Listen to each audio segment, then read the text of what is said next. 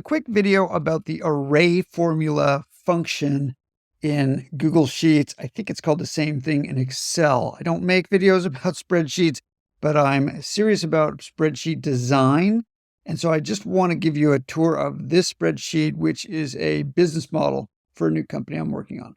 So all my assumptions here are always in blue. Blue means that I will enter it by hand. And here you see I've got assumptions for the cost to acquire one customer. These are assumptions that I put in, and I can change that later, but it drives most of everything else.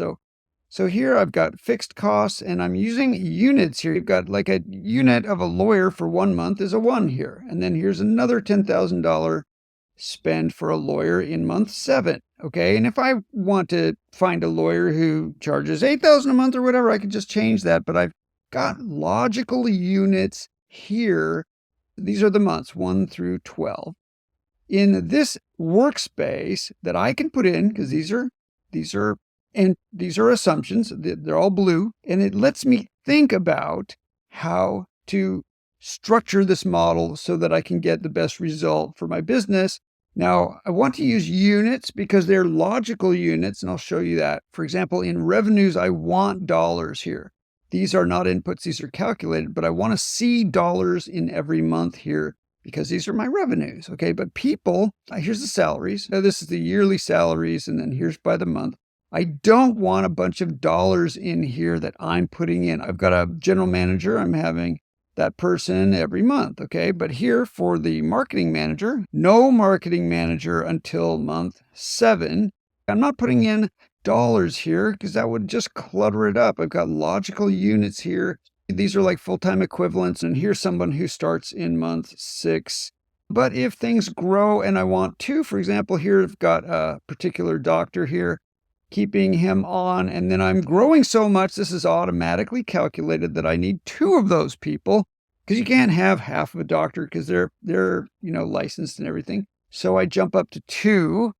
So it's calculated using a roundup, so I get whole numbers of doctors. But for consultants and other people who are more flexible, these are full-time equivalents. So I have 2.8 of a person. There's 3.5, 3.5. That's okay in this case. So these are logical units I'm able to put in, see, and work with. I can change these formulas or I can change these inputs. And then finally at the bottom, I have the output, and this is all mostly in dollars, although number of customers is not in dollars. Here's a head count that's not in dollars. Everything else is in dollars. But again, to make it easy to see, I'm just dividing everything by thousands here. So down here, I'm not doing the nitty gritty. I'm doing the big picture. These are all the key indicators in dollars. And you can see quickly at a glance that I'm losing money every month down here until month 5, right? And then it starts to climb back up. And if I started with $500,000 in the bank, I would be losing money every month to month negative. And then here I'm starting to get month to month positive and building back out.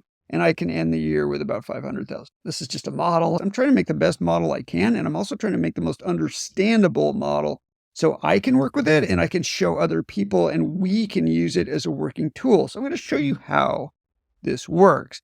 This here is the array formula. This will multiply all of these numbers times all of these numbers to get the individual products, and then I'll just sum them, and that's here. That's the array formula. So this is the magic right here, and I'm using the sum of everything inside the array formula, which is G27 to G34 here, times $D27 to D34. So I'm multiplying, and then I'm adding, and that gives me one number. It's this times this plus this times this plus this times this plus this times this plus this times this, and just give me the sum. And that's what this does. And because I've put the $sign on the D, I can just copy this and just paste the whole thing, and boom, multiply this times this plus this times this plus this times this. And the cool thing about this is I might have estimated this right, or later I might change this to a 15 or 16 or whatever, or I can just go over here and change the monthly number, and then all those numbers will change, right? If I've decided to make my base unit 2,000, then all those numbers will change. Okay, well, I want to keep it at 1,000 because I'm using logical units here that I can think in So every one of these is like that. Here, if we look at people, salaries, this is really typical. I've got a $40,000 person here. It's this times this plus this times this plus this times this. And that gives me my array formula here. And then that lets me get all the right answers down here on the total line while I'm thinking and manipulating and changing in here. I hope that gives you a good appreciation for the array formula. I'm not going to make more videos about spreadsheets. I do teach some classes in spreadsheets, but I just wanted to give you this so you'll use the array formula for modeling your business or your process and lets you think about natural units and then get the natural result you're looking for.